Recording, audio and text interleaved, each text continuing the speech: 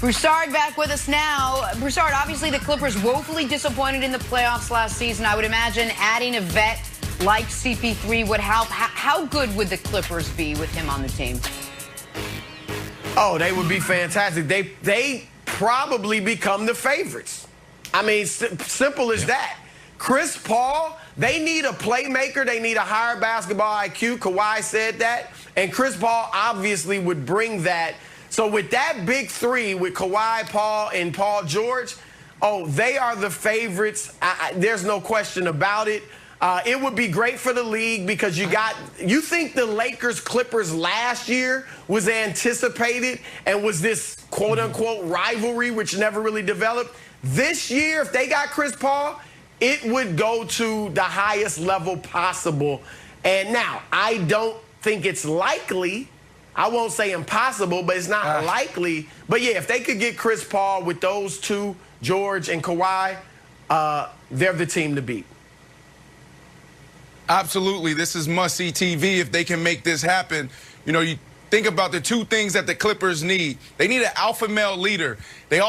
When they bring in a guy like this, if they can bring in a guy like this, they need to ship out those guys who aren't buying into Paul George and Kawhi Leonard. Not because Paul George and Kawhi Leonard, they're those guys. It's because you built the entire program around those guys. So if you're not buying in, you got to go. So this dude brings that leadership on the court and also in the locker room to keep it together because they didn't have that last year.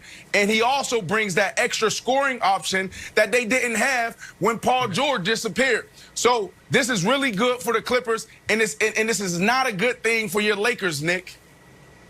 Yeah, okay, well, then luckily for me, this has a 0% chance of happening. First of all, there is no way for this to happen financially. I know I'm the only one that when we talk about these trades cares about things like the salary cap and the rules, but in order for this to happen, you would have to trade away Paul George. That's first of all. Second of all, list of people in the country most incentivized for the Clippers to stink. Number one, me. Number two, Sam Presti. The Thunder own the Clippers' entire draft, 2023, 2024, 2025, and 2026. They get those picks. What they want is for next year the Clippers to fail, Paul George or Kawhi leave, and they have those draft picks. Oh, I left out 2022. They have the Clippers 5 first-round picks from 2022 till 2026. So that's first of all. That's second of all. But then I have a question for my old buddy Chris Broussard. Broussard, what happened to Kawhi Leonard not wanting a super team? I'm old enough to remember the whole world. Oh, Kawhi could have taken the easy way. Could have joined LeBron and Anthony Davis. But no, he took his Saucony shoes to Inglewood, and he's going to build a dynasty with the Clippers. Saucony. And after a year, I think they are actually Sauconys. After a year, it's like, oh, man, this is hard. It reminds me an awful lot like Kevin Durant, who was sending out tweets. Whoa, now everyone wants to join the Heat. What happened to going against these guys? Oh, wait, this is hard. Come save me, Steph Curry. It's always easy to say, I'd never join a super team. And then you get hit in the head by a better team, and you're like, nah, let's try to create a super team. So what happened to that, Broussard? I'm just curious. Like, I thought that was Kawhi's thing. I'm going to do it on my own with Greg Popovich and Tim Duncan. I'll answer it quickly.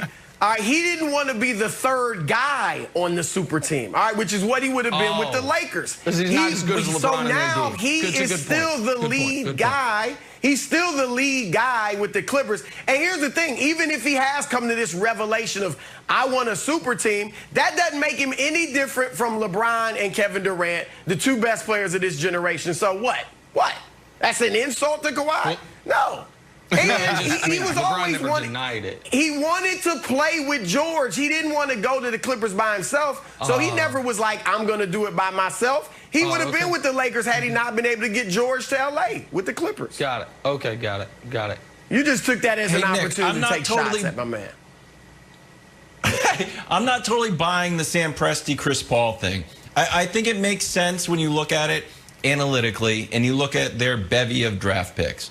But I think if Chris Paul and Sam Presti sat down and was like, hey, my family's in L.A., I'd really like to go back to L.A., I have sort of unfinished business with Lob City 2.0. Can you move me to L.A.? I don't think Sam Presti would be like, hold on, we've got the draft picks in 2024. And I know you sort of gave your heart and soul to this team this year, and we have so many draft picks. I really want to, instead, I'm going to send you to Phoenix, and it's a short flight to LA. I don't think we have any evidence of Sam Presti not acquiescing or not trying to do a solid for guys that he's in agreement with.